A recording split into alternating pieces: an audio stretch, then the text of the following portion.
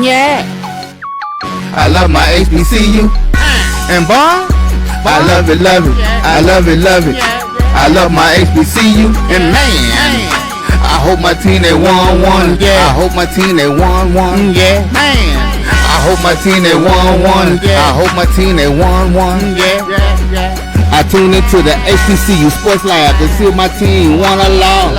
If they lost, I'm quiet as a mouse. But if they won, keep tab. I'ma do the dab, yeah.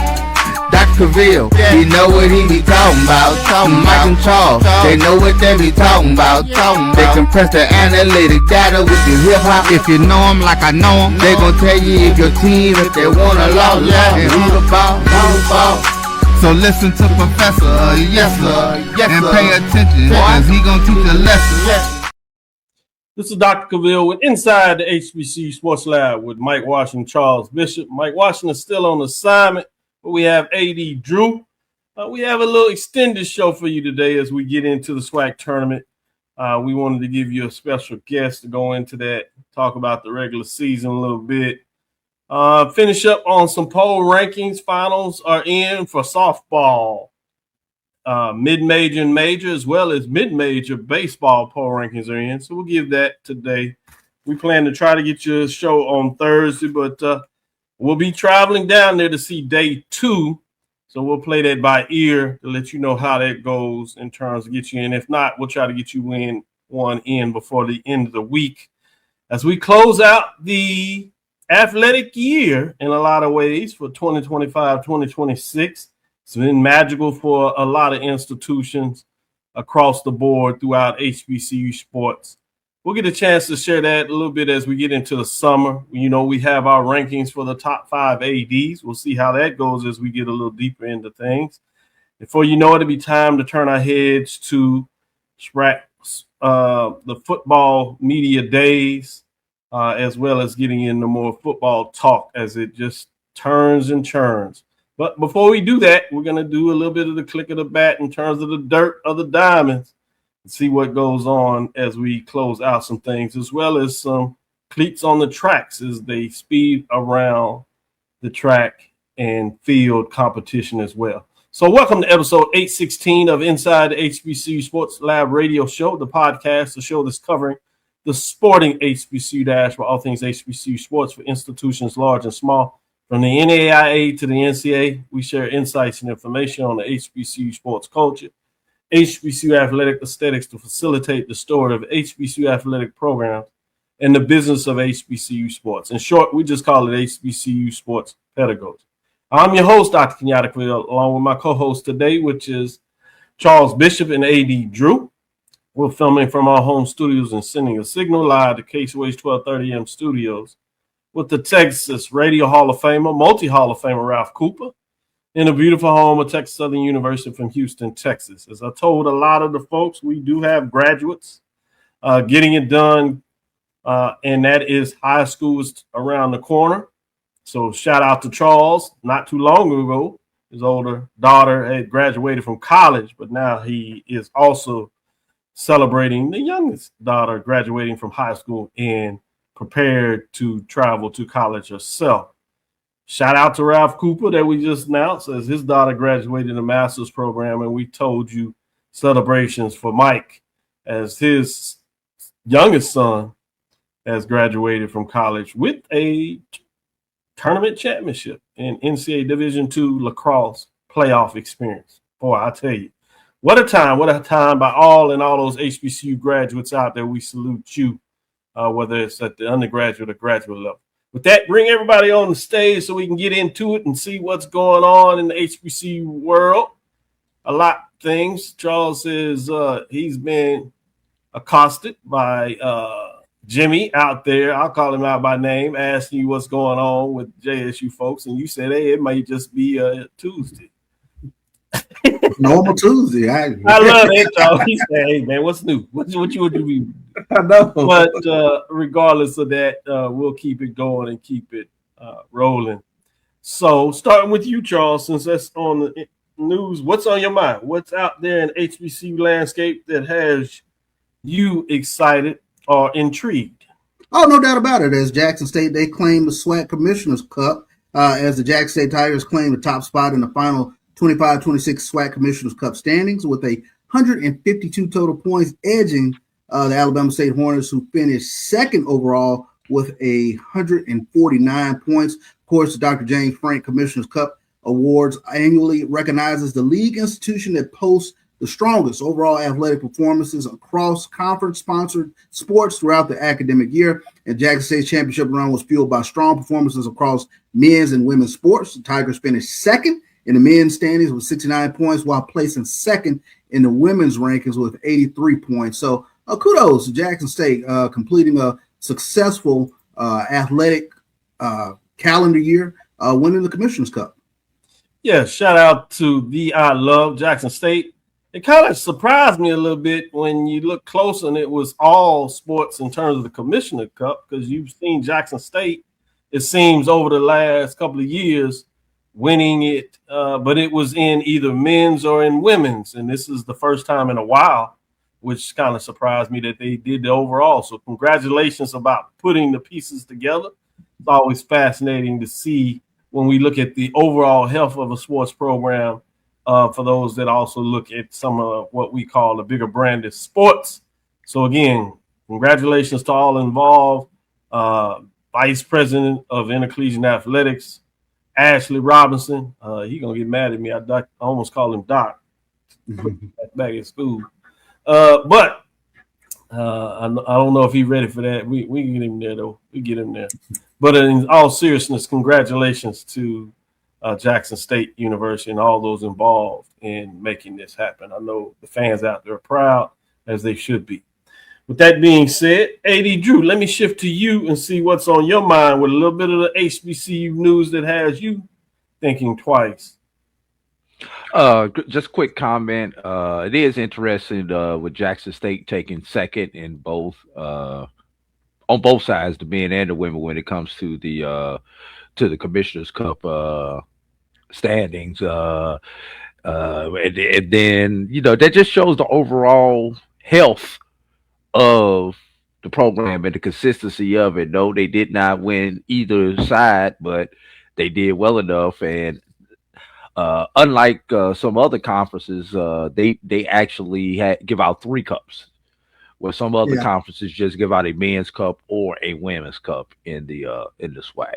But my news of the day, Dr. Cavil, and you kind of mentioned it in your opening monologue. For some reason, people don't think I promote the SIAC enough, Dr. Cavil. What? What? I have to tell y'all the backstory behind off stage, but it kind of offended me. So I just want to make sure that every opportunity that I get from now on, I am going to promote the SIAC to the point where y'all gonna be like, y'all thought that me and Steve put out about me last year about me getting my bread buttered was interesting. Nah, y'all gonna think I'm getting my palms greased by the time I get done with all this. Anyway, no problem. Especially if somebody bring it up, I think it's a smart thing to do. Go ahead. All right. Being intentional about my news story, the SIAC, that's the Southern Intercollegiate Athletic Conference, will kick off the 2026 season with a return to Macon for SIAC Football Media Day on Wednesday, July 22nd. Coaches and student athletes from the league's 13 football programs will open the 2-day event with the SIAC Community Service and Outreach Day on Tuesday, July 22nd. SIAC Media Day will follow on Tuesday, July 21st. And SIAC Media Day will follow on Wednesday, July 22nd. So just wanted to get that out. We've got our second official Media Day that has been announced. CIAA, MEAC, you're on deck. Yeah, if they have concerns that you don't share enough of the SIAC, I sure hate what they have to say about me. I know they just have me in the pits. But shifting back to you, Charles, what else is on your mind? I think this is really interesting. This story comes to us from HBCU Game Day, but NAACP now targeting college athletics over voting rights, and we take a look at it in a move that could impact HBCU athletic recruiting. NAACP is calling on Black athletes, recruits, families, and fans to withhold athletic and financial support from major public universities in states it says are weakening Black voting representation. So that's going to be very interesting to kind of take a look at.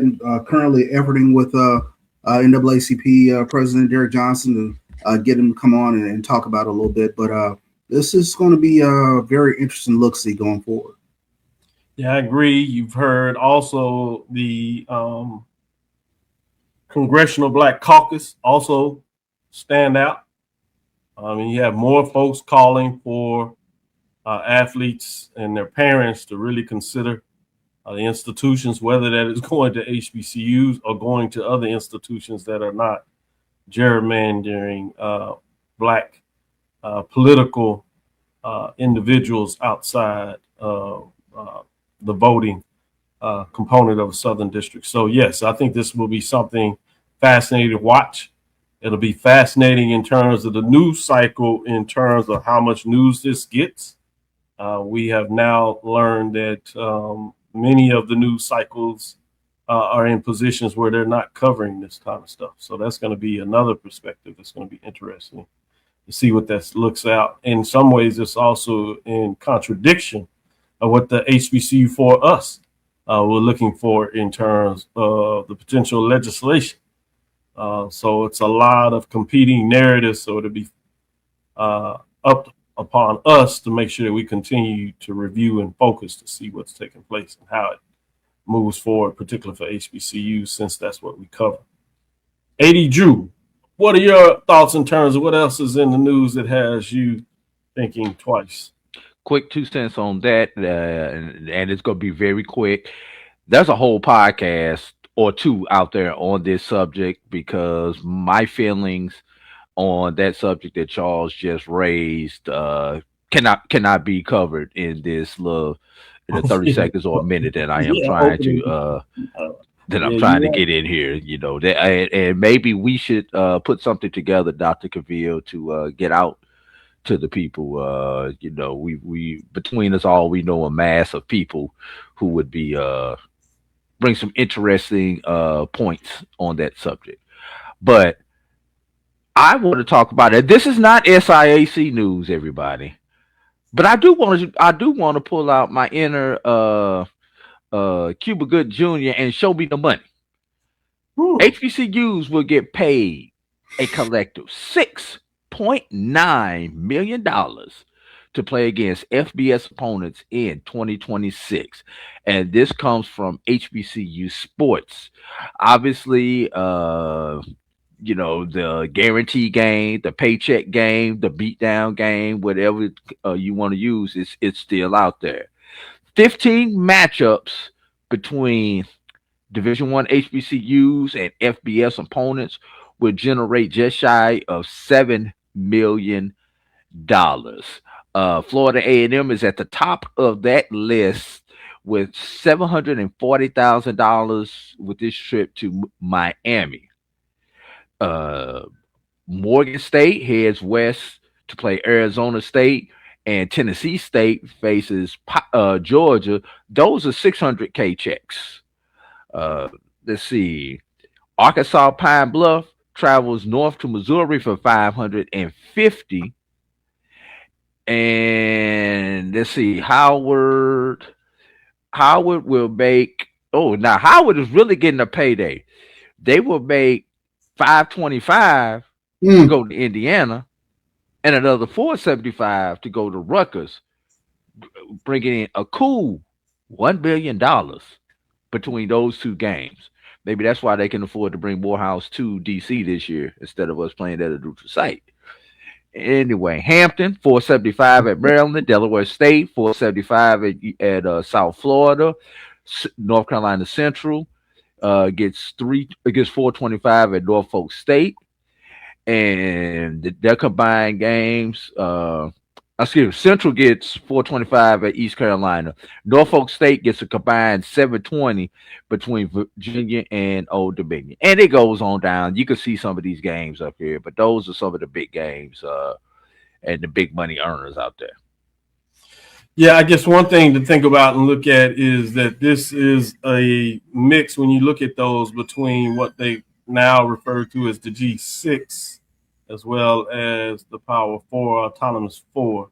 So you have some that are higher at the 700K mark, while some of them are lower at the 200K mark. The average of that cost, if you would, is like 463 if you look at it between the 15 institutions. So it'd be interesting to see who's above it, who's below it.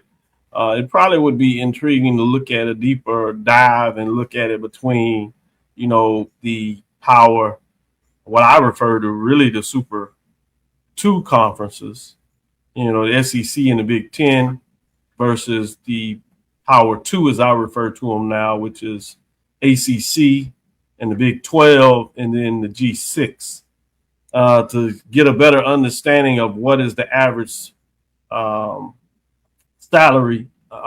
average payday that is provided for institutions, not just based on FBS, but how does it look when you really augment it and look at the data in a different level when you go a little deeper into it. Charles? I'm sorry, I didn't catch the last part, Dr. Bill. I was just saying, I thought you had a question there, but I was finishing the thought and saying it'll be a little interesting if you look at it in terms of the analysis. If you kind of go in, disaggregate that data to get a more framework of the picture of what that payday, because I know some people will say, hey, one is really low and one is high. I'm not sure if people really take that deep of dive when you start looking at where the conference is sitting in terms of even the FBS level. Go ahead, Drew. I'm just curious. This article does not bring this out, but I wonder if any of this money from these paycheck games are going back into any type of NIL fund. That's a really good question too. Yeah. Is any of that money? We've heard some ADs. We certainly have some people out there talk about that, but does that start? Is that just basketball money? Is it football money? How is that looking moving forward?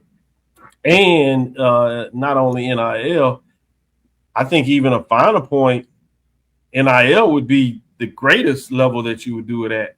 But what about whether if that money is even going back to athletics? Yeah. Because I'm wondering is it funding softball? Is it funding track? Is it funding tennis, golf, soccer? Which you assume that some of it is going there, but like you say, Dr. Cavil, it could be used to pay off that quote unquote athletic credit card that you get come July 1st, October 1, whatever your budget cycle starts at your particular institution. Right. And so that's why I really get intrigued about these numbers, because if you're not careful, you'd be like, oh, that's a great deal of money, and it certainly is. But then the question becomes, where is that money really allocated? Yeah, how is it allocated could tell you even more story, particularly when you're looking at your institution. There's certain expectations you may have. I think that becomes a big question mark when you look at it like that. So great. Or going to facilities. Yeah, exactly. Are you updating facilities? Yeah, we saw what Tuskegee did a couple of years ago, although it's on D2 to FCS level, but that's how they funded the lights at the football stadium. That's how they funded the lights on the tennis court and the softball field and everything like that. And the locker room improvements at Abbott Stadium were through those type of games on their level. I really like that reinvestment. Particularly back into the program. We've seen that covering Texas Southern University over the years when Dr. Charles McCullen was the VP of athletics at Texas Southern. He was one of the first that I saw do it at that level. And then obviously Granger working under him and then taking over as the VP of intercollegiate athletics at Texas Southern. He followed that path. And so you saw a lot of investments. A lot of the teams would come in there specific for basketball, and they talk about what they did to the locker rooms over there, and they were one of the better ones in the league. And you saw other schools started mimicking that in terms of some of the game guarantees would go to invest in that. They also had a budget that went back that really allowed them, when they traveled, and stayed in hotels, that they would stay in, 3-4 star, in some cases even 5-star hotels. And it was a way to reinvest in terms of what type of recruits they would have and the student athletic experience. So we saw a lot of that, coaches' offices that help with recruiting. So I like the idea of investing back in the facilities as you are playing these games. But then you have some institution, it's just the cost of business where it goes back, like you said, almost the framework of a credit card, where the institution is providing resources to the athletic program early on. And then as they get these game guarantees, they go back to balance that budget. And so that is different at institution to institution. And so for those fans that look at it, those are some questions that if you are seeking information that you need to ask your AD or VP of athletics, CFO. Sometimes they're in charge of that, or your president and chancellors in terms of what is the operational framework of that. Let's take a quick break. We'll come back on the other side. We'll get into it. We were going to have Coach Hernandez, but they do a coaches meeting before the tournament and before they get into their banquet, and they started late, so we'll talk about the coaches a little bit. So he's going to try to tag it, so we see if we can get him in or not. But that was one of the reasons we tried to start early, is to fit him in, but that looks like that has changed already. So we'll come back on the other side, and we'll squeeze in the mid-major softball, give you an update there, and then we'll kind of pivot and go from there. I did want to give a shout-out to Howard. Closes out historic weekend with their fifth straight MEAC championship, as they got it done in women's outdoor track and field. A lot of kudos goes to Howard. They're on, you talking about the Mecca, they're on a high right now. With those teams leaving the conference, somebody had to take advantage of it. And right now, Howard in so many ways has really taken advantage of it. And at the end of the day, when they look at the championship, they don't ask you when, how many, all that. They look at the fact of that you got the championship and associated with the MEAC. It is in the record book, so credit to them. We'll take our first break and come back on the other side and see if we can get into some more HBCU sports talk. For over 30 years, HBCU Image has been more than just an apparel store. We've been a movement, a state, a legacy. We celebrate the pride, the purpose, and the culture that make historically black colleges and universities legendary. Whether you're a student or a lifelong supporter, our gear lets you wear your HBCU story with confidence and style. Because when you wear HBCU Image, you're not just wearing clothes. You're wearing culture. You're wearing pride. You're wearing purpose. HBCU Image, a Kenny T's company. From cancer care to accidental injuries to cardiac care, we all know that there are times that you can't control what happens in your life. But with Globe Life Family Heritage, you can be prepared to weather the storm when it comes. Call Dr. Beverly Eagle Rogers at 877-300-8269 or visit the website at globelifefamilyheritage.com. With over 25 years of serving communities, Dr. Beverly Eagles Rogers is here to help you and your family through difficult times. Dr. Beverly takes pride in Globe Life being one of the few companies that returns 100% of premiums to clients that stay healthy. So for more information, call Dr. Beverly Eagle Rogers at 877-300-8269 or visit the website at globelifefamilyheritage.com.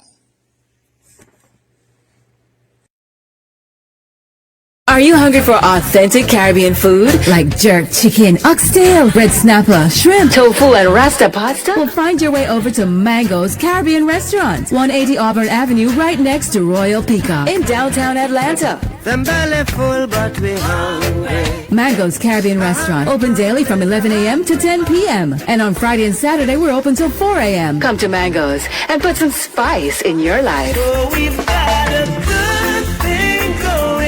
Mango's Caribbean Restaurant, 180 Auburn Avenue, right next to Royal Peacock in downtown Atlanta. For more info or directions, call 404-6 698-3992. Or log on to mangoscaribbeanrestaurant.com. For instant coupons, text MANGOS to 313131. Tell your mama hungry, papa hungry, brother hungry. Mango's Caribbean Restaurant. Authentic Caribbean cuisines. Open up the door, tell them mama hungry. You're looking for the latest information on Southern University sports, the Southwestern Athletic Conference, and HBCU athletics. There's only one place to go. Tune in to the Carlos Brown Show, exclusively on the Black College Sports Network. Compress the analytic data with your hip hop. If you know them like I know them, they gon' tell you if your team, if they want a law, and who the ball. So listen to Professor, yes sir, and pay attention, cause he gon' teach a lesson. This is Dr. Cavil with Inside the HBCU Sports Lab. Let's get into our mid-major softball week 10. This is the final poll ranking, so we'll see who is crowned our HBCU mid-major division softball champion for 2025-2026. Nobody dropped out this week, and so let's see where receiving votes. You really won't see any updates here on the receiving votes. We've seen this before with Edward Waters Tigers. They stay right there ahead of Stillman Tigers outside of the top 5. Great season, but could not quite sneak in the top 5. It was a chore for a lot of teams that had great seasons. So kudos to these top 5 softball mid-major division programs on a great season, but somebody has to be number 1, and let's see. At number 5, you have Savannah State Tigers. Finish up their season, their campaign at 27-18, 15-9, 35 points, and they finish our poll rankings in the 5th position. At number 4, you have the Claflin Tigers with a tremendous season out of CIAA, 25-12, 11-1. They did get the NCAA Division II bid, 37 in points, and finished the season in that 4th position as they were 4th last week. At number 3, you have Albany State Golden Rams, 34-11, 41 points. They stay in the 3rd position. They're one of our 3 teams. They got to 2 teams. They got to 30 wins, really with a fascinating season. Credit to the Golden Rams. That's a lot of wins on a season. At number 2, you have Tuskegee Golden Tigers, also out of the SIAC, 34-9, 21-1. 2 first place votes, 60. They hold the spot, so that means you know who's number 1. Dillard, the Blue Devils, 27-16, having a tremendous season. Did not quite get to 30 wins, but they won their division. They won the tournament and got into the NAACP tournament. 5 first place votes as they hold it down with 67 points, and they remain the number 1 and close out the 2025-2026 as the mid-major division champion for 2026. Shout out to HBCUAC and the Dillard Blue Devils for earning our rankings. But now it's time to see what Charles Bishop says about our final poll ranking for 2026 mid-major division softball. 34 wins is a lot of wins. Just taking a look at Tuskegee and Albany State. They just didn't get them last couple ones that they needed when they needed them. Yeah, I guess that's the case. And you are the ones that say what you do last is the important. Now, Mr. Charles is excited about 30 some wins. I got him excited speaking of 30 wins. You know, it begs the question of that postseason something where you can see where you'd love to see a tournament of champions. You know. Or at least this top 5 poll. Something to think about, Dr. Cavil. Something to think about the Dr. Cavil softball tournament of champions. If you finish in the top 5, 6, y'all get together and let's settle it. Women's Black College World Series. There you go. Exactly. Yeah, softball World Series. There you go. Yeah. AD Drew, what are your thoughts of the top 5? I think people are listening to you, man. You must have some credibility out here. Just not in the SIAC. Bread is buttered, but they gonna understand that your palms will be greased. I get it.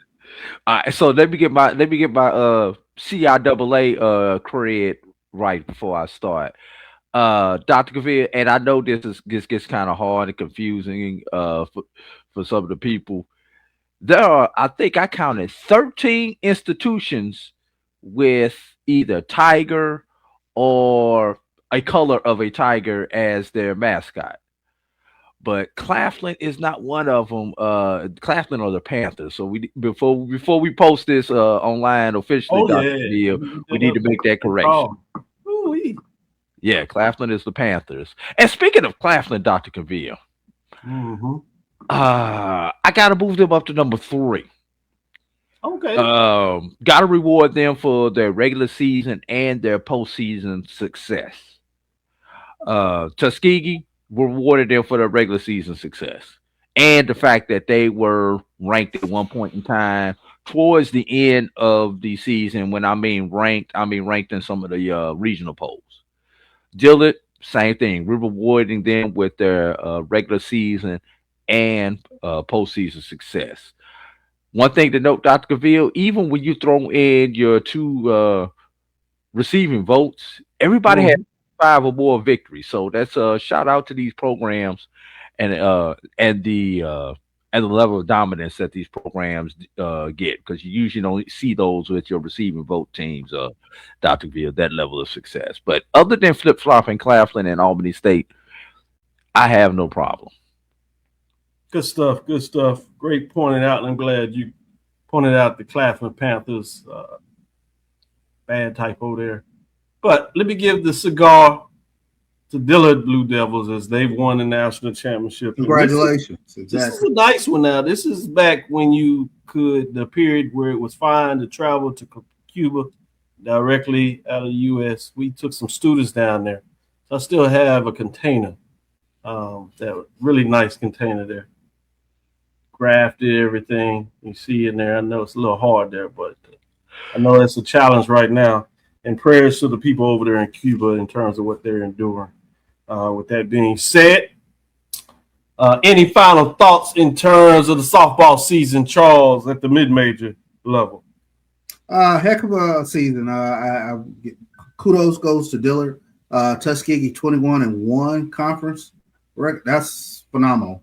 But 34 wins. I took a look at that with regards to Tuskegee and Albany State. But I thought across the board, you really saw some great softball being played at the mid-major and major level. So kudos to those programs that are continuing to keep pushing their programs to reach higher and higher. And it's the product looks good out there on the field.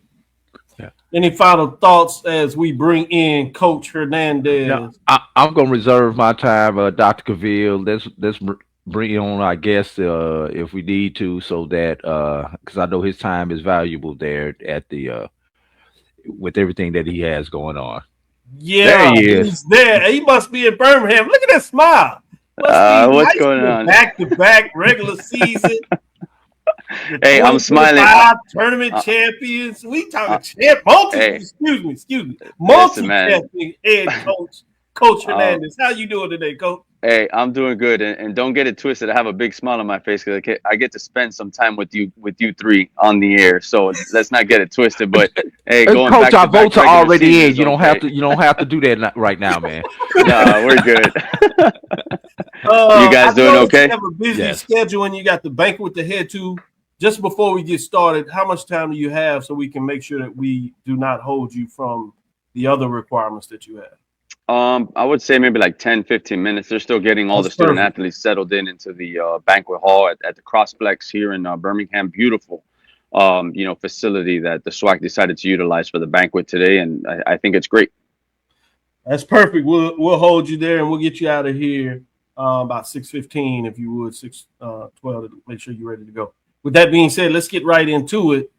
We kind of joked, but all seriousness, it was a lot of work that went into the season. Obviously a senior level team, and it paid off, it seems like it. But it literally went down to the last game in regards to getting it done on the field so you could have that back-to-back championship representing for Bethune-Cookman University. Talk a little bit about what did you say to the team over this last series? particularly going into that last game on Saturday? I wouldn't want to do it with any other group, right? This is a group that's experienced, and with experience, right, you get leadership. And we told our guys, after that second game loss to Grambling, the next day, it was senior day. There was a lot of emotions, but, once senior day was over, we had to go in and punch that clock, right? Just keep being the team that we've been all year, and everything will take care of itself, excuse me. We wanted our guys to have fun and enjoy the moment, right? These things don't happen very often.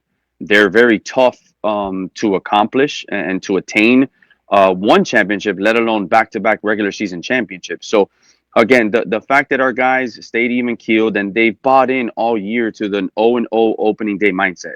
Doesn't matter what happened yesterday. Don't worry about tomorrow. Just be present in your moment. And they accomplished something that hasn't been done in the SWAC for a long time. And it has not been done at our program in a long time as well. So again, kudos to the guys. And I'm just so happy and proud for all of the student athletes that we have in our program, buying into the vision of what we wanted to accomplish and attaining a goal that we set our bar pretty high once they step foot on campus the first day in the fall. Yes, and they did it in a particular fashion where the last 2 years, the SWAC has went to a full schedule instead of divisions. Obviously, prior to Alabama A&M and UAPB coming into the conference, you had 8 schools and you had the one division for a while. There was previous, for those that are history buffs, we want to make sure that even as you go further back, even with 8 teams and less, there were some divisional formats in the former years, as I talk about the SWAC. But to do that, I think takes it to a different level when you think about 12 quality programs that you have to navigate. Obviously, you do play the 30 games, so some teams you do not face necessarily, but still a gauntlet, and where you're literally flying from your home to southwest, southeast, all over the conference to get that done, whether it's driving or flying. That's a lot of good baseball being played, so kudos for that. Drew, Let me let you jump in and ask the question. First of all, Coach, congratulations once again on the championship. It's hard to win. It's even harder to repeat as somebody who is coach at this level. So, Coach, I want let's compare the two, just the regular seasons that you had from last year, where you pretty much cruised through last year and dominated the SWAC last year. This year, you had a few more bumps in the road with the season, but you had a lot more non-conference success this year than you had last year. So compare the two regular season journeys from last year's regular season journey and this year's regular season journey, and the way you feel going into the tournament this year, comparing that to last year. That's a great question, AD, and you're absolutely correct, right? Both championships and both journeys are completely different, right? The guys are a year older. I think the difference last year, it seemed like we cruised, right, with a ton of sweeps. The one thing this year, we won a series. Right. And we had one game in the series that whether it was lose Friday, bounce back Saturday, Sunday, whether it was win Friday, win Saturday, and we couldn't complete the sweep on Sunday. The fact that our guys were able to bounce back after Friday night losses that we had this past year, I think it speaks volume of the character, of the mental toughness of the group that we do have, and the understanding that they're able to respond when adversity hits. I think that that's crucial as we head into SWAC conference play, because again, if you look at the SWAC, I think the last 4 or 5 spots, if I'm not mistaken, were separated only by just a few games. So I think as well as we got everybody ready to go, and we're looking forward to a great tournament coming up, this week in Birmingham. So the both journeys are different, but I think that this one, it really tested the mental toughness of our group throughout the course of the year, which lend themselves to, having success this year, in my opinion. Good stuff. Charles, your question. Yeah, and I kind of wanted to ask a similar question in a different manner, but just the fact that you've been battle tested. How special is this group in terms of, especially you kind of kept the crux or the core from last year coming into this season. targets on your back, but you guys came through it again. Yeah, I mean, that's something that we were talked about first day when we reported in the fall that we were going to have a big bullseye on our back. And pressure is a privilege. We've earned that right to have everybody gunning for us. But if we are able to do what we need to do, stay healthy, knock out the weight room, finish every rep in practice, not taking a day off, because the day that we decide to take a day off is a day that another program can possibly creep up on us. And we did not want that to happen. So it's special. And again, the core that came back, they had opportunities to go elsewhere, right? In the landscape that we, that we're in with the portal. And I think that speaks to the authentic relationships that we have as coaches with our student athletes. And I think it talks about the culture of our baseball program here at Bethune-Cookman. So again, I'm so fortunate to be able to lead such a prestigious baseball program, being able to lead exceptional young men and to work alongside the conference best assistant coaches that I can put up any coaching staff in the country as well with. Good stuff. I got to hear the post-game championship, and I just wanted to praise you for the words you used. But you shared a similar thought in terms of this current day with the transfer portal, the players in terms of how well they played last year. Many of them could have had the opportunity to go somewhere else, and they chose to stay at Bethune-Cookman. I think that says a lot for you. So I wanted to praise you on that. Last question we have before we let you out of there is just your thoughts in terms of the tournament. You've had several years of experience of the tournament. You got to the final game and didn't go as well. And then last year, you checked that box off. What have you learned about the tournament difference? I call it kind of the sprint versus the marathon of the regular season. What have you learned to try to get the most out of the tournament season? You guys, I gotta get out because they're about to give out the regular season trophy. My assistant just called me asking where I was, so I will jump right back on once we're done. No problem. Go ahead. Right. In fact, stay on until you walk in there. We want to see a little bit of how it looks. Oh man, that was pretty good. Or whatnot, but I'll get right back on.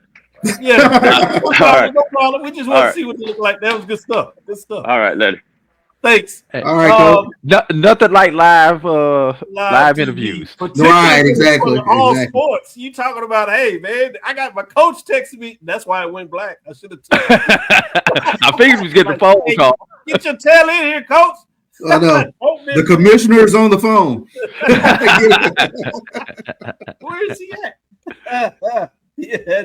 Hey, man, I was giving an interview with Dr. Cavil. Then we'll be on the other list. Like, I know, right? Good stuff. Before we take the next break, let me go ahead and let y'all get some final thoughts in terms of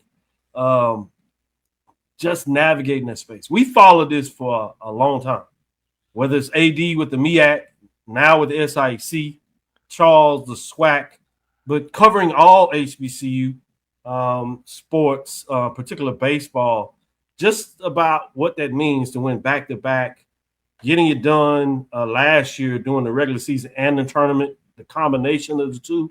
Those things are really hard to do. What made you appreciate the Bethune-Cookman team of last year and then this year now that they've done at least the regular season back-to-back? I think we talk about it quite a bit, the parity that's in this league. And to have that target on your back week in, week out, and to come through. And beat expectations, that speaks a lot. Whether we're talking about football, basketball, baseball, whatever the case might be, that's something special, especially in today's college sports environment where, you could be bringing in a different team year in, year out to keep the core of those players from the championship team last year to beat expectations and be back in position again. That's very special, and I think we will appreciate it even more as the years go by to repeat. This is something that doesn't happen very easily. Yeah, that's a good point. Great comments, Charles, bringing it home to everybody. I think that resonates with a lot of our fans that have followed HBCU baseball, particularly the SWAC baseball. They understand the challenge of getting it done and having that special type of season. AD Drew, your thoughts on that?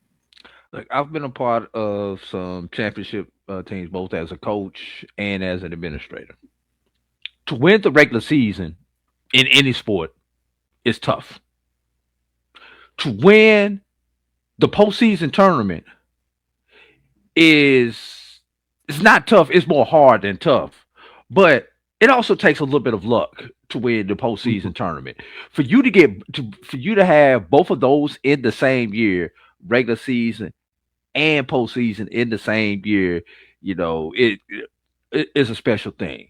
For you to go back to back postseason, regular season, that's an accomplishment. It shows to the discipline and the culture and the program that a particular institution has. Because going back to back in the regular season, it's about culture. Because you're not going to have the same exact team. So you're gonna lose people to natural matriculation with graduation. You're gonna lose people to the portal. You're gonna bring in freshmen. You're gonna bring in JUCOs. So those people who were on last year's team and on this year's team, for them to be able and to be those leaders and decide, no, this is how we do it at our institution. In this particular case, BCU. This is how we do it. We don't show up late. We do this. We do that. This is how we stretch. These are our chants. All those type of things. And it should Bethune win this again. Ooh. And especially if we get a Bethune FAMU matchup, because they are in different brackets once again.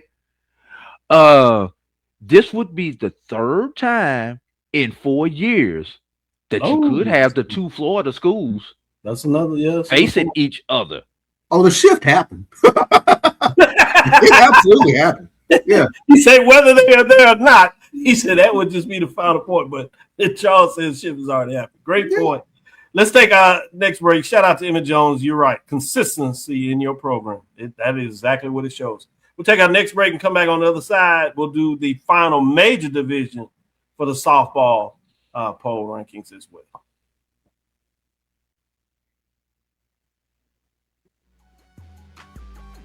This is the Dean of the College of HBCU Sports, Kenyatta Cavil of Dr. Cavil's Inside the HBCU Sports Lab with Mike Washington and Charles Bishop.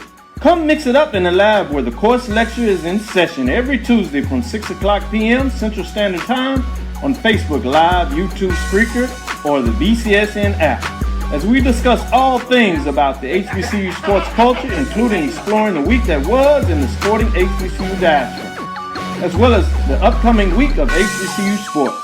With me, the Dean, the College of HBCU Sports, on Dr. Cavil's Inside the HBCU Sports Lab with Mike Washington and Charles Bishop. Course lecture dismissed. It's never too early to plant the seed, to share the tradition, and instill a sense of pride in your HBCU with your little ones. HBCU Pride and Joy Children's Boutique helps you share your school spirit with a wide selection of adorable kids apparel and accessories officially licensed from your favorite HBCU. Visit hbcupridejoy.com and follow us on all social media at HBCU Pride Joy on Facebook and Twitter. When it comes to professional learning, teachers deserve better. From the leader in online learning, Stride brings you the Stride Professional Development Center, an on-demand library of mobile-friendly courses that gives teachers choice and flexibility, allowing them to learn anytime and anywhere. Our dynamic courses provide bite-sized learning and help educators advance their knowledge while also gaining professional development hours. It's time you take charge of your learning. Visit us today to get started. For over 30 years, HBCU Image has been more than just an apparel store. We've been a movement, a statement, a legacy. We celebrate the pride, the purpose, and the culture that make historically black colleges and universities legendary. HBCU Image, a Kenny T's company.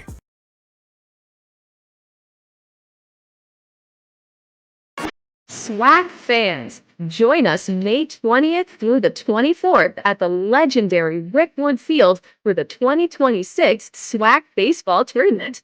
The top teams from the SWAC will battle it out on one of the most historic diamonds in the country, where every pitch, every swing, and every moment brings you closer to a champion. Feel the energy, experience the tradition, witness greatness. Catch all the action live on SWAC TV. SWAC, building champions for life. Touch the analytic data with your hip hop. If you know them like I know them, they gon' tell you if your team, if they wanna lose, and who the ball. So listen to Professor, yes sir, and pay attention, cause he gon' teach a lesson. This is Dr. Cavil with Inside the HBCU Sports Lab. Let's go ahead and get into it and get to the major division. See if there's any surprise. We did have Howard scoring runs in the tournament while FAMU did not. Did that change any people's mind? We'll see in terms of the top 5. RPI rank goes slightly to FAMU. They did split the head-to-head, so no discernible there. As you see, nobody dropped out. You do see receiving votes was Jackson State Tigers, finishing the season at 25-23. Norfolk State Spartans with a winning season at 22-21. Delaware State Hornets also with the winning season, 28-18. South Carolina State Bulldogs sit at 23-20. So everybody in terms of receiving votes all finished with at least a winning season. So imagine what you get in the top 5. We had some record-breaking seasons in terms of wins. Looking at Texas Southern, that eclipsed the 30-win mark. The Texas Southern Tigers got the 30-12, 17-6. One of their deepest runs in the SWAC tournament in the last couple of years, but they stay in 5 with 71 points, just letting you know how tough it is in terms of the top 5 rankings, with many of these teams coming out of the SWAC. Bringing us to number 4, another team in the SWAC, the rival to Texas Southern, Prairie View A&M Panthers, sit at 27-19, 19-4, squeezing off the 4th consecutive regular season division championships, 74 points, and they remain in the 4th position. At number 3, we have Southern Jaguars.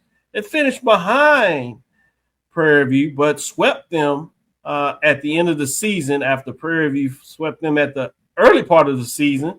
Southern Jaguars were one of the hottest teams out there. Great RPIs, strength of schedule ranking, 37-15, 18-6, 79 points. But they stayed in the 3rd position. They got to a SWAC championship game and actually forced a elimination winner-take-all game against FAMU. Southern Jaguars were right there, but could not quite knock it down. But they end the season with the most wins from all of our Division I HBCU programs with 37. At number 2, Howard Bison, 29-19, 18-3. 4 first-place votes, 84 points. They stay in the 2 spot, so could not climb enough to knock off number 1, but they certainly had a great season in terms of representing the MEAC and getting into the NCAA tournament. Meaning, number 1 ranked team getting it done is Florida A&M Rattlers, 32-22, 19-5, regular season division champions, getting it done in the tournament. FAMU getting over the hill, if you would, 6 first-place votes, 86 points, and taking home a tournament championship. FAMU is the 2025-2026 earned the major division championship, if you would, in terms of the rankings. I'm going to start with you, AD Drew. What are your thoughts in terms of the Rattlers being number 1 for the final week in the HBCU major division softball poll ranking? It shows that either the people who voted in this poll do not believe in recency bias, A, B, do not hold what happens in the NCAA tournament against you with their final ranking, or C, just wasn't paying attention to whatever happened this weekend in the NCAA tournament. Because if that was your motto, then you would put Howard ahead of Florida A&M, because Howard had a slightly better showing. Although they both were 2 in barbecue, Howard had a little bit more sauce on their meat this weekend than FAMU, who did not season their meat. Marshall, you're right. They did not season their meat this weekend. So kudos to the voters for taking the say that again, Dr. Cavil. Did he give a little plug to tenderism? I like it. Nice way to do that, AD Drew. There you go. Shout out to the posters who look at the entirety of the season. And let's be real, we were splitting hairs between Florida A&M and Howard because one vote being flipped has these two tied. If I'm doing the math right, Dr. Cavil, you tell me how your point system goes. That's it. Yep. So Southern number 3, once again undefeated at home. Tough to argue that. Prairie View, great regular season. Texas Southern, 30 wins in 42 games, Dr. Cavil. That's astonishing. They played a amount of games and still got the 30 of everybody on your top impressive. 5. You're right. So go Charles, good stuff, AD Drew. Charles, your thought. Look like you wavering a little bit. Yeah, I mean, if we're splitting hairs, I mean, AD touched on it. I mean, go ahead and Howard, split the hairs. Howard had the better showing in the tournament, in the NCAA tournament. And I was just curious as to if that was going to be enough, to overcome Florida A&M. First and foremost, kudos to Florida A&M for ending up in the top spot. But I was teeter-tottering on that one. I really kind of had to take a look and kind of ask the question, just from a conference perspective, from a perspective of the opponents that they played, who had the tougher schedule. I'll take that one for 300, Charles. I served it up to you. Well, actually, Howard's conference schedule was tougher than FAMU's conference schedule if you go by RPI.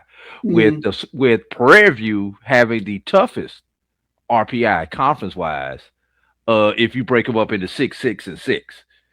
Well, I think it's actually 7 in the I think it's 7 MEAC teams that plays in softball. But irregardless, the MEAC was rated number 2, with the SWAC East rated number 3 and the SWAC West rated number 1 when you looked at RPI. Good call. Conference wise, team wise, obviously I'd say a little bit strength of schedule FAMU in terms of overall schedule. But it depends on where you're looking at the rankings, and then you talk about Florida in that region. It's a tough region. Yeah. Now, FAMU did win the out of conference. When you looked at the out of conference RPI, FAMU had a much better out of conference RPI than Howard did.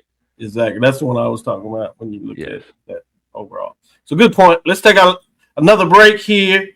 We'll come back on the other side. We're going to go ahead and give you baseball. Mid-major baseball, as their stuff is complete. We'll close that all on that in our next segment. Then we'll talk a little bit about some SWAC baseball in our last segment. We'll be right back after this next break. From cancer care to accidental injuries to cardiac care, we all know that there are times that you can't control what happens in your life. But with Globe Life Family Heritage, you can be prepared to weather the storm when it comes. Call Dr. Beverly Eagle Rogers at 877-300-8269 or visit the website at globelifefamilyheritage.com. With over 25 years of serving communities, Dr. Beverly Eagles Rogers is here to help you and your family through difficult times. Dr. Beverly takes pride in Globe Life being one of the few companies that returns 100% of premiums to clients that stay healthy. So for more information, call Dr. Beverly Eagle Rogers at 877-300-8269 or visit the website at globelifefamilyheritage.com. And we have to fund our kids in these colleges, and we have to make sure our kids have seats in these colleges. And what about HBCUs? You mentioned. Absolutely. You got to fund them all, and you got to make sure they're properly funded. The real reason why I went after Comcast and Charter, it didn't have anything to do with my cable networks. It didn't. What happened was a gentleman wanted to do the Black College Sports Network in partnership with the HBCUs. And Comcast did not accept it. And that would have made a lot of money for these black colleges. Absolutely. And it would have educated the Black College Sports Network. This is what he wanted to do. That would have educated a lot of black kids. And when they didn't do that, that's when I came off the bench and said, okay, I'm going to light you up like a Christmas tree. Okay. That was the real reason why I got into it, was when I saw what happened with the Black College Sports Network, which I don't own. I just knew. Why didn't you buy it? I just knew. I just knew that these black. I like that talk. Right. I knew that these black colleges were going to benefit, and these black kids were going to get the education that they deserved and not have to pay. There's a shot. That might be. It could be. Right field. Grand slam. What a shot. That's how you get hot, young fella. Thank you guys for what you do for HBCU athletics. This is a fantastic avenue for all of us. This is our ESPN, so we love what you guys do. All you guys at BCSN, we really appreciate what it is that you guys do for us. Movement, a statement, a legacy. We celebrate the pride, the purpose, and the culture that make historically black colleges and universities legendary. HBCU Image, a Kenny T's company. You're looking for the latest information on Southern University sports, the Southwestern Athletic Conference, and HBCU athletics. There's only one place to go. Tune in to the Carlos Brown Show, exclusively on the Black College Sports Network. Compress the analytic data with your hip hop. If you know them like I know them, they gon' tell you if your team, if they wanna lose, and who the ball. So listen to Professor, yes sir, and pay attention, cause he gon' teach a lesson. This is Dr. Cavil with Inside the HBCU Sports Lab. Let's get back into it and give our mid-major top 5 matchups. Let's bring it up so we can get that going.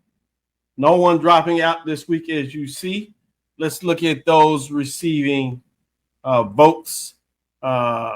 Those 3 remain Benedict Tigers, Morehouse Maroon Tigers, Stillman Tigers. Still needed to update with 25 wins. Want to make sure we give Morehouse credit in terms of one of their best seasons of late. Talking about Howard and the run they have, some of the private schools are making some statements in terms of some of the best seasons they've had over some period. Credit to both institutions, specifically Morehouse Maroon Tigers in baseball this season. Let's look at the top 5 as we would have it. At number 5, you have Savannah State Tigers sitting at 27-20, 23-10, 44 points. They stay in that 5 position from last week to close out things in terms of 32 points. Let's bring in number 4 in terms of the top 5 here as we continue to move through here. We have Albany State Golden Round sitting at 31-18, 27-6, 40 points. Previous ranked 4, so they stay in that spot. Going for number 3, Houston Tillerson Rams, 33-18, 18-3, 44 points here, if you would. They were previous ranked 3, so they stay in that position. We get a change here at number 2. Talladega Tornadoes fall this week, 33-19, 19-2, 3 first place votes. Somebody switched. AD talked somebody into switching from last weekend. It was amazing. It happened. 60 points, very close in terms of what that looks like. They were previously number 1, but number 1 goes to Everwater Tigers out of the SIAC. 33 wins, 21 losses, 24-9. They gained that first place vote, which puts them over the top with 61 points. Previous ranked 2, but they close out the season where you want to be, which is number 1 and earn the 2025-2026 Mid-Major Division Baseball Poll Ranking Championship in the final week. Shout out to the Everwater Tigers, who've played some really good baseball of late, much like Talladega. These 2 teams are always in the running. It goes to Everwater Tigers. Back to you, Charles. What are your thoughts on the top 5? Something about the mid-majors. You have some changes a little bit. While the SIAC people may not say that they're listening to AD Drew, or he don't talk about SIAC enough, some voters are very intrigued at what you have to say. It would at least seem that way. Charles, go ahead. Yeah, I mean, I was curious to see if Edward Waters had a finishing kick that would get over Talladega. So, congratulations, Edward Waters, for that finishing kick. I mean, It was the last 5 steps, but they got them in to take that number 1 spot, and it was a heck of a season. SIAC champions, and what they were able to do to overcome Talladega. I take my hats off to them. So congratulations. It was a tremendous season. Both teams, 33 wins on the season, but Edward Waters, like I said, that final kick, getting them in there. Good job. Yeah, 2 regular season division championships.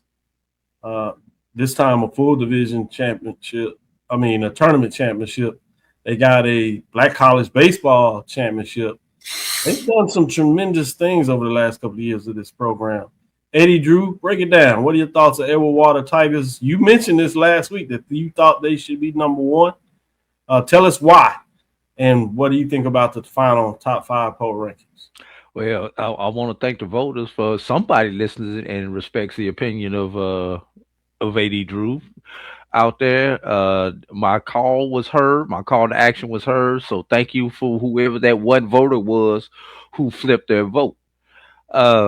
Shout out to Coach Reginald Johnson down at Edward Waters. Dr. Cavil, you just mentioned the success that they've had since going to Division II, but you failed to mention his success that he had in the on the NAIA level, and they were not members of the GCAC when it came to baseball, because if you remember, the GCAC did not sponsor baseball. Oh, that's right. I forgot that show. Right. It is via the independent route when they were in NAIA school and were very successful as an independent in the NAIA. And maybe it's something about these Florida teams, Dr. Cavil. I mean, you see Benedict doing what they do, coming to the SWAC, and Florida A&M doing what it does, coming to the SWAC, where Edward Waters has done the same thing on the Division II level in the SIAC since coming over about a year or 2 after Florida A&M and Benedict came over. So it's something about those Florida teams. Nancy, do you notice a trend, though, Dr. Cavil, of your top 8 you had listed, including the 3 that were receiving votes? 5 of them have the nickname Tigers. 2 of them are Rams. And then you got Talladega messing up the party with the Tornadoes. Come on now, Talladega. He got to change his nickname or something, man. No, sure. Seriously, good stuff. Right? Good stuff. Let's take this next break. We'll bring Coach back in on the other side. So we'll take a quick break and bring it right back in. SWAC fans, join us May 20th through the 24th at the legendary Rickwood Field for the 2026 SWAC Baseball Tournament. The top teams from the SWAC will battle it out on one of the most historic diamonds in the country, where every pitch, every swing, and every moment brings you closer to a champion. Feel the energy, experience the tradition, witness greatness. Catch all the action live on SWAC TV. SWAC, building champions for life. I'm Cameron Peters, quarterback of the Prairie View A&M 2025-2026 SWAC Football Championship team. Here on 2nd and goal, Peters looking for some space, and he runs into the end zone. The first score of the game goes to the Panthers. As the offensive MVP and champion, when I'm not busy studying or practicing or spending time with my family and friends, I catch up on my sports highlights by watching Dr. Cavil's Inside the HBCU Sports Lab. Compress the analytic data with your hip hop. If you know them like I know them, they gon' tell you if your team, if they wanna lose, and who the ball. So listen to Professor, yes sir, and pay attention, cause he gon' teach a lesson. Hey, Coach, welcome back in. Did you get some awards? Did the player get some awards? Tell us some good news. We can't hear you. Can you hear us, Coach? No, I hear you, AD. Okay, mic check. We hear you. But I don't hear Dr. Cavil. Go ahead, Charles. Run with it. Coach Hernandez. You hear Charles, Johnny?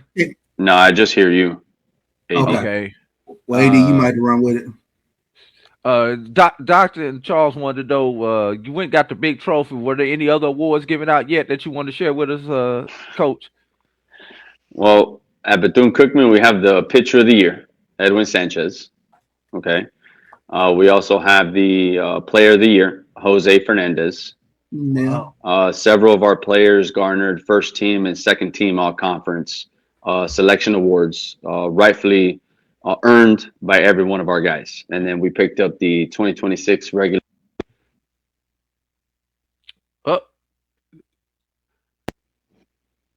Oh, there, you hear me? I still hear you. We can hear you. I got to exit because now AD, I don't hear you. Let me exit and go right back. Okay. I got you. Man, you got that expensive phone. I do got one question I got to sneak in for myself, Dr. Cavil, but they deserve all the awards, and when you win your conference, to the victor goes the spoils, usually. Yeah, that's a good call when you talk about that. When you look at those players, it's expected for them to do a lot of awards on a tremendous season. We often talk about some of the rankings from those players in terms of what that looks like, but it looks like we got Coach back. Can you hear? I hear you now, Doc. Yeah, absolutely. Okay. I hear you. Good Mike, stuff. can you hear us now? Now tell them folks down there in Daytona, you don't want some championships. Make sure they get you some good equipment. We don't want no problem. Trying to give all this great pub out to Bethune-Cookman, and they won't give you no equipment. We're good. We get equipment. We said it. Oh man, there you go. Listen, that's again. How old I'm is that picture, Coach? You had hair. Hey. Listen, man, that's a great accomplishment. But again, right, like I know my name's on the award, but it's the assistant coaches, that I'm so fortunate enough to work alongside. They've done a phenomenal job. It's the student athletes that have bought into the vision of what we wanted for our program to make this possible. It's the support of our leadership in academics and also in athletics to be able to put our student athletes in the best position possible to be able to succeed. And again, and the thing too is the Cat Eye Network. It's our people in the Cat Eye Network that are able to share our stories and tell our stories through journalism, through mass comm, through videos, through social media. So it's our strength coach, that works out with all of our guys, is our academic advisor. Again, my name is on the award, yes, but this is a total team award, and it doesn't happen without the support of the people that we have surrounded our program with excellent people. So, Coach, let me ask before you I let Charles jump in, and I'll let AD do a final question. Name some of those folks, your assistant coaches, at least maybe the strength and condition coach, in terms of go ahead and get their names out there as you gave them platitudes. Yeah, Coach Derek Cartaya, he's our recruiting coordinator. He's our hitting coach. He works with the infielders as well. He's done a phenomenal job since, he's been with us at Bethune-Cookman the last 3 years. Offensively, we've just taken a whole nother step with him leading the charge with the offense. Coach Joel Sanchez, who's been with me for the last, 4 or 5 years. And that's a guy, you look at our statistics, right? We're at the top of every SWAC category as far as pitching is a concern, and even in the country, and offensively too. We've been just right outside the top 25 as far as offensive statistics, here at our program. Coach Hunter Allen, who works with our catchers, right? And kudos to him. Michael Lucena, first team all-conference catcher. Buster Posey, semifinalist. I mean, again, and Coach Peter Vasquez, who's a graduate assistant, he played for our program, graduated, and now he's achieving his master's degree. And he's done a great job positioning our infielders as far as defensive play with what we want to accomplish. Coach James Whitener, who's our strength coach, he's phenomenal. Again, the people in OSAS, the Office of Student Athlete Services that we have, Mr. Joe Black, who's our academic advisor. He does a really good job just making sure the guys are doing what they need to do on the academic side, managing study hall, managing their academic profile, managing their academic vertical. There's just so much that goes into it, and there's so many people that we've been fortunate enough to be surrounded our players with that, again, this is an honor. I'm humbled by all the stuff that's happening, but again, it's just very fortunate, for me to be able to lead such a prestigious university and baseball program here at Bethune-Cookman. Yeah, well said. That's why I wanted to make sure you got a chance. We don't always get to shout out those individuals that support us doing the job. So you talked about them, but I wanted to get some name recognition. Charles, go ahead and jump in. Yeah, and I wanted to pivot and kind of talk about the tournament a little bit. Bracket B, especially. I mean, you obviously will be you're the top seed, but I mean, Grambling, Alabama State, Arkansas Pine Bluff. For just people who don't know, just kind of talk about the strengths of the other teams in your bracket. Yeah, I mean, all three teams have unique profiles, right? They're all different. It's not obviously the same team, right? I mean, let's go to Grambling because we just played them this past weekend. I mean, their offense can jumpstart in a hurry. Yeah. Right. And if you look at, they made Rickwood Field look very small last year with the home runs that they hit. So, again, it's a good team coached by Coach Pierre. They're going to compete, they're going to bring high energy, but their offense can get going in a hurry. You look at Arkansas Pine Bluff, right? They've dealt with, a ton of injuries up and down the entire season. And just the fact that Coach Stout was able to keep that team focused and get them into the tournament. They're led by Kenny Fabian, who I think outside of Edwin Sanchez is one of the, top premier arms in the conference, with several other guys that we do have, but we're just talking about obviously our bracket. And again, like that's a team that's going to be able to do some good things, right? When they're healthy. So it's a unique profile for both of those. And then again, Alabama State, right? I have the utmost respect for Alabama State, Coach Vasquez and Coach Drew Clark. They're both Bethune-Cookman alumni. They both played here, they coached here, and now they've done phenomenal jobs at Alabama State. And that's another one too that, they have the pitching, they play clean defense, and offensively, we saw it on Sunday, right? Against us. It was a back and forth affair, and we ended up dropping that Sunday game 14-11. So I think all three teams are very well coached. All three teams have dynamic players that can impact the baseball on defense and on the mound, and as well offensively. So it's going to be a really good bracket to kind of pay attention to. And we just got to take it one day at a time, and we can't really worry about who's playing who and what's going to happen. We can only worry about ourselves and just be the best versions of ourselves day in and day out. Appreciate that question there, Charles. AD Drew, I know you wanted to make sure you get one in here. Yeah, Coach, when you look at your bracket, 3 of the past 4 SWAC tournament champions are in your bracket, including yourself, with Alabama State winning in 22, Grambling in 24, and of course you guys winning it last year. You just come off the high of getting all these postseason accolades and everything else, and when those young men go back and pick up their phones, they IGs are going to be blowing up with the congratulations and all that stuff. But you got to play tomorrow. How do you get these guys grounded and ready to go tomorrow after all the success you've had all season being highlighted by the awards tonight?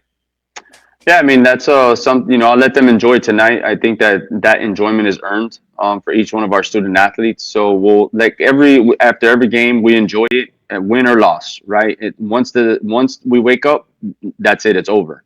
Right, we buy into the 0-0 mindset that the guys have. It's an opening day mindset. It doesn't matter how good you performed yesterday. All that you're given to is, the present moment in today.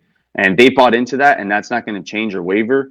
The regular season was the marathon. Now, we got to go ahead and compete in the sprint, right, of the tournament coming up. So, again, I think our guys, they understand, what's at stake, and we just got to take it one day at a time. And I told them today at practice, as far as tomorrow is a concern, don't play 1 9-inning game, but let's play 9 1-inning games, if that makes sense. So play a game every inning, right? Don't worry about, the 5th, 6th, worry about the inning that we're in right now presently. And as long as, we play together and, we're tough-minded and we're disciplined in what we want to do, then good things will happen. So again, there's just so much that I want them to enjoy, because again, these things you can never take for granted, because you don't know when they're going to happen, right? If any, if it does happen again. So I want them to enjoy it. But as soon as we wake up tomorrow for team breakfast at 8:15, our focus is on Arkansas Pine Bluff with a 6 o'clock start. Yeah. Quick follow-up, Coach. Totally off that subject. What day you wearing your powder blues? Because I'm a fan of the Bethune-Cookman in their powder blues. You just have to come and watch the tournament and you'll find out. I love it. Well, I know we will be there. That was a little wild. That was a little wildcat rattler, Yeah, a little jab. But I am a fan. I love yeah. the powder blue uniform. You know, Seriously, with and all concerns. It's just something about that era. And I gotta say it because a lot of people have wondered why we wear the powder blues. I think it's important for people to understand it's not just a fashion trend that we're doing. The reason why we wear the powder blues is to promote awareness in childhood autism. That's why we wear them, right? We wear them also for men over 40. Make sure to get checked for prostate cancer. Yeah. And also keeping dads in the game of baseball. Because I think that if we're able to do that, then our children are going to be able to love the game that we all appreciate, right? And want our people to hang around with. So that's the reason why we made the decision to go with the powder blues. I brought it up to the administration. They love the idea. There is a web page in our BCU athletics website. It's called Why BCU Blue. And people now can understand why we wear the powder blues. Again, it's not just a fashion trend. Yes, the uniforms look great, but there's a reason behind us wearing the powder blues in honor of those, right, who suffer from childhood autism, who men over 40 just go and get checked for prostate cancer, and making sure that we keep dads in the game. Well, it does not surprise me if we've gotten to talk with you over the period of time, both online and personally, that not only would you do it and find a way to make it look good, but there's really a good reason behind that. Love it in terms of that. With that being said, Deuce has his final exam tomorrow. Him and his best friend, Miles, we're heading out Thursday, and we can't wait to get there as they are super excited to see SWAC baseball, particularly Bethune-Cookman. Absolutely. He has made his statement. He does a little show, and he's putting the pressure on y'all. He said y'all will get it done. Perfect. Well, just know, let Deuce know that anytime he wants to talk to me, Doc, with our relationship, it's an open door. So I'm looking forward to seeing Deuce, and I got Jake with me too. There you go. Looking forward to interviews and all that stuff. We'll be out there. We're excited. Can't wait to get on the plane and get out there.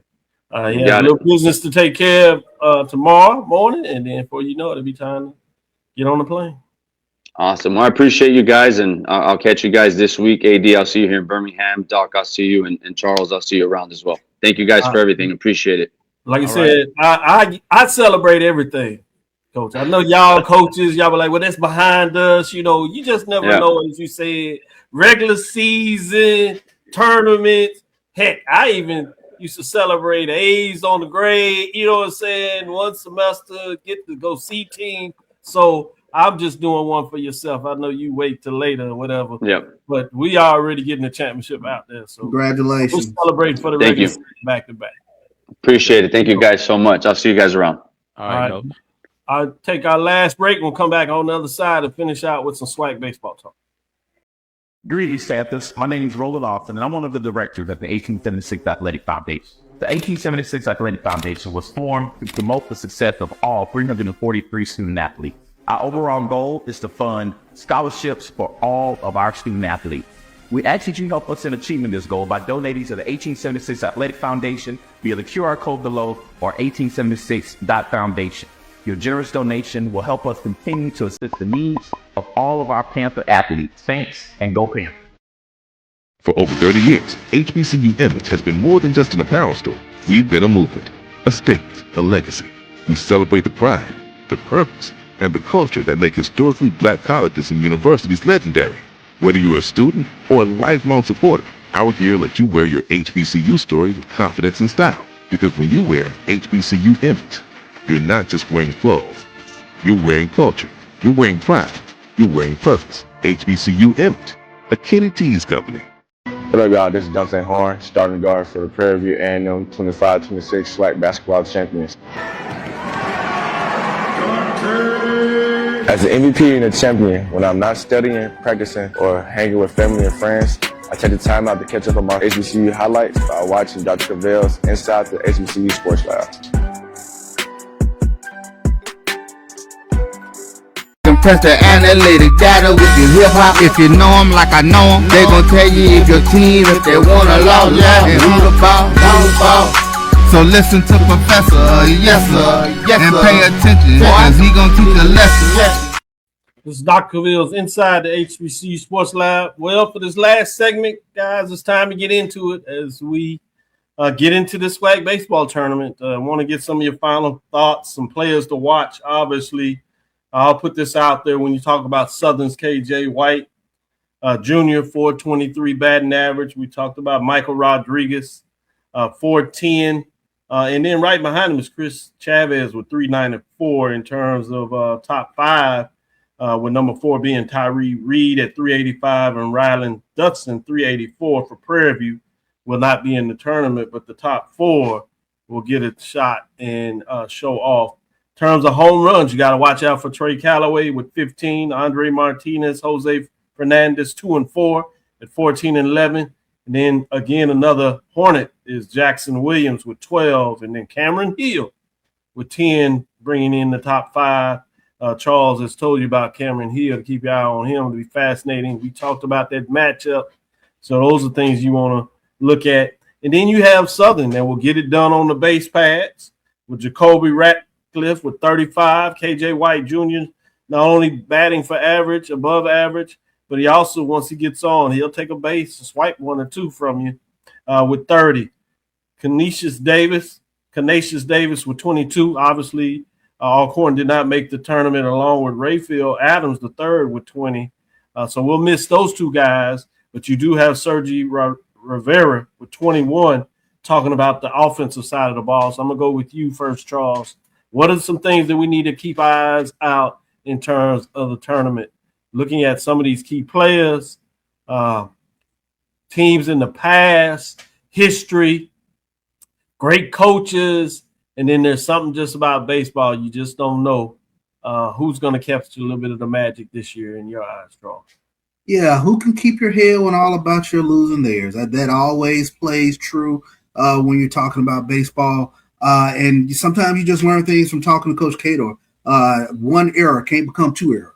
was one thing that really stuck out with me, that he used to say, one bad play can't turn into 2 bad plays. So it's things like that. And every year, Dr. Cavil, we see in this tournament that there is a pitcher who comes in with this ballooned ERA, who all of a sudden shuts things down for 3 or 4 innings and holds things close enough to where you can make it run. And that is something that I look forward to every year. Who is the unsung hero? Who is the 7, 8, or 9 hitter who gets that double that you just didn't see and brought in 2 runs, or who had that great tournament? Looking up and down, we see every year gaudy statistics from players who come in year out, and the stars will be stars, but it's always going to be, for me, that 7, 8, 9 hitter, or that reliever that has a 12 ERA that all of a sudden you didn't see him come in and throw 3 great innings where he was throwing strikes and kept his team in the game. We saw it with Grambling. We saw it with Bethune. We saw what Alabama said. And it's weird how it happens every year that an unsung hero steps up. So those are the things that I'm looking for going into this tournament. We know about Bethune-Cookman, but Southern is so scary in that they just remind me of the old Southern Jackson State teams that once they get on base, all hell can break loose. So they put the ball in play, and you got that speed, you got that athleticism.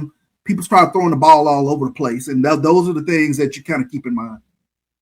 Let me follow up you with the quick one before I go to 80 Drew to close us out on a couple of questions.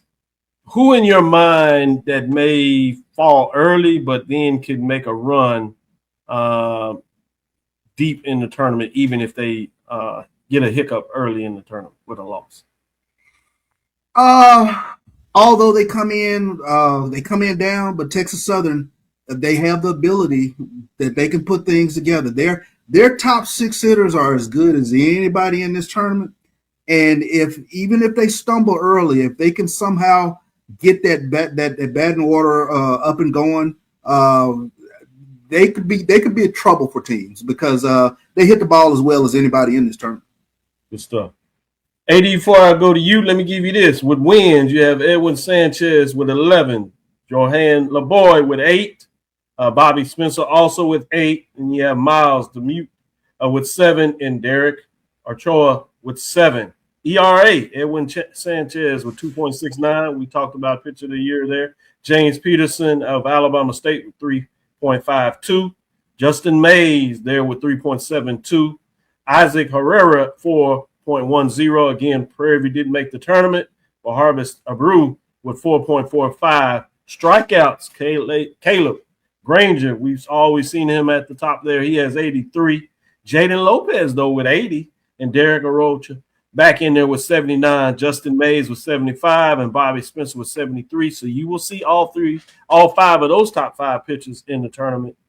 What are your thoughts? What are you interested in your thoughts or watch outs for those that are going to be watching early at the game, or certainly those watching from SWAC TV?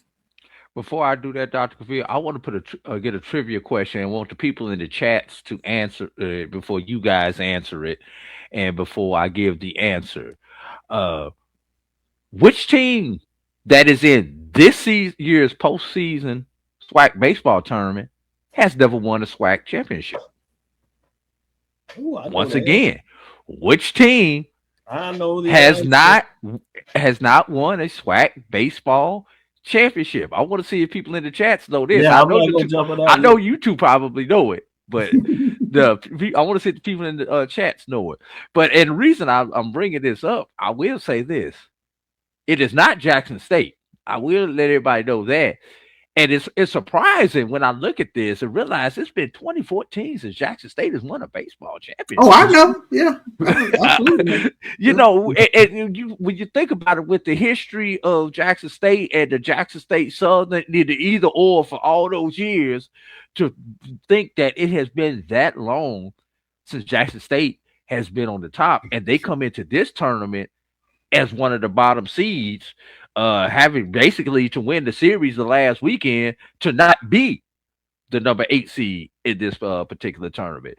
That's why I bring that up, Dr. Cavil. The other question you asked Charles, whoever loses the Grambling State, Alabama State series, watch out for them on the rebound. Same thing is I think that's gonna be the one that's going to be the of a day one loser. That's going to probably be the most dangerous team to be able to come back and rebound in the tournament. The Grambling State, Alabama State loser. Good stuff. So we start game one tomorrow. Go ahead. I was gonna say one thing is, what do these coaches do with their pitching? You know, once upon a time, Dr. Cavil, there was a time where if you're the number 1 seed or the number 2 seed, you did not have to throw your ace. I remember those days. Yep. Now, what do you do with your ace? Because I'm pretty sure everybody's Friday starter is going to pitch tomorrow. But now the question becomes, how long does that Friday starter stay in? Because you want to be able to bring him back in this tournament and for him to be effective. So that's one interesting dynamic. And the other dynamic, Dr. Cavil, is weather. We saw it in the SIAC baseball tournament. We saw it in the SIAC softball tournament. We even saw it in the SWAC softball tournament. Weather will be a factor this week in Birmingham also, if you have looked at the weather forecast. Yeah. So how will weather affect pitching? Will a rain out allows a team to reset their pitching, or on the flip side, will it force them deeper into the bullpen because they're having to make up games in a shorter time span because you get behind? That's one thing. That's one unknown that we are going to have this week, besides figuring out who's that 189 hitter who comes in as a pinch hitter, Charles, and gets you that key RBI along with your 11.7 ERA pitcher. Good stuff. So Wednesday, we start out tomorrow. Game 1 is number 3 FAMU versus number 6 Texas Southern. That's expected to start at 9 a.m. Game 2 is number 4 Alabama State, number 5 Grambling State at noon. AD Drew just talked about that. Game 3 is number 2 Southern versus number 7 Jackson State, one of the best rivalries in the conference in any sport, but even more so for baseball. Charles gave you a little thought about that. Game 4 is number 1 Bethune-Cookman against number 8 Arkansas Pine Bluff. You want to give your answer, AD Drew? Yeah, and that is your winner of my trivia question. If you guess Arkansas Pine Bluff, they have never won a SWAC baseball championship. One other thing, looking at the schedule, Dr. Cavil. Yes. I thought we went away from the East-West format. Oh, my bad. It just happened to fall like that this year. It just happened to fall like that, right? I was going to bring that up, so I'm glad you do. Shout out to Emmett Jones, UAPB, and Edward Moore. They got UAPB. I'm not going to say anything about Fire in terms of his answer. I'll leave that there. Thursday will be Game 5, loser Game 1 versus loser Game 3. 9 a.m. Game 6 is loser Game 2 versus loser Game 4. And Game 7 is winner of Game 1 versus winner of Game 3. Game 8 is winner of Game 2 versus winner of Game 4. I won't list the rest. You can see it there, but wanted to give you a little insight early. But thank you for listening inside the HBCU Sports Lab. Before you go, last thing on baseball, please, if you want a comprehensive breakdown of what to look for on this baseball tournament, please go to Black College Nines and see the article that I released today on Black College Nines. It gives you everything that you need to follow this tournament. Yeah, very comprehensive. That was going to be my cheat notes for Thursday if we do the show. I wanted to save it and just kind of touch on some other things since we'll be all SWAC by then. But gives people a chance to go into it for these first games tomorrow. So I'm glad you brought that up. Again, that's Black College Nines. It is extensive, a really good breakdown. So go give some clicks if you would, since a lot of people are into it. Make sure you share the love with Black College Nines specifically for AD Drew. They also had the voting poll rankings. I'm voting in that. Charles voting in that, as well as AD Drew. They came out for Black College Nine, so you can see where people sit over there as well for those rankings. With that being said, thank you for listening inside the HBCU Sports Lab. Make sure you share our podcast with your friends and colleagues. I am Dr. Kenyatta, the Dean of HBCU Sports, coming from inside the lab in the College of HBCU Sports with Mike Washington, Charles Bishop, AD Drew. Again, we want to thank you for listening to Dr. Bill's Inside the HBCU Sports Lab with Mike Washington, Charles Bishop every Tuesday and Thursday at 6 o'clock. We do plan to give you something 6 o'clock. Thank you, my JBN Online, for putting the link there in terms of that. Oh, good. Oh, putting that up there, making sure folks go check that out. With that being said, there you go, Edwin. Go ahead and get it started. Again, we want to thank you for listening to Dr. Bill's Inside the HBCU Sports Lab with Mike Washington, Charles Bishop every Tuesday and Thursday. Again, check with us. We'll try to give you a show on Thursday. Should be around 6, might be a little later, depending on when we can get set up, whether we can get Charles sneaking in there early or not. We may push it to Friday to make sure he's in town. Show just seems to do better when Charles on it. Certainly got to wait till Magic Man 80. We had to do some miles. We'd be all right. Yeah, exactly. Yeah, they pretty good. Pretty good. We might do a teaser with them. Good job. We look forward to next week as we discuss the latest news in the lab, I should say, on Thursday or Friday again. Follow me, Dr. Kenyatta, on Threads, Facebook, and Instagram. That's DrKenyattaCavil. If we can't give you one, you know we'll give you something in terms of championship Sunday in terms of that matchup. We will do something then. Dream big, continue to move forward as we look, as we will talk with you soon. Charles? Of course. AD? Lecture. Dismiss.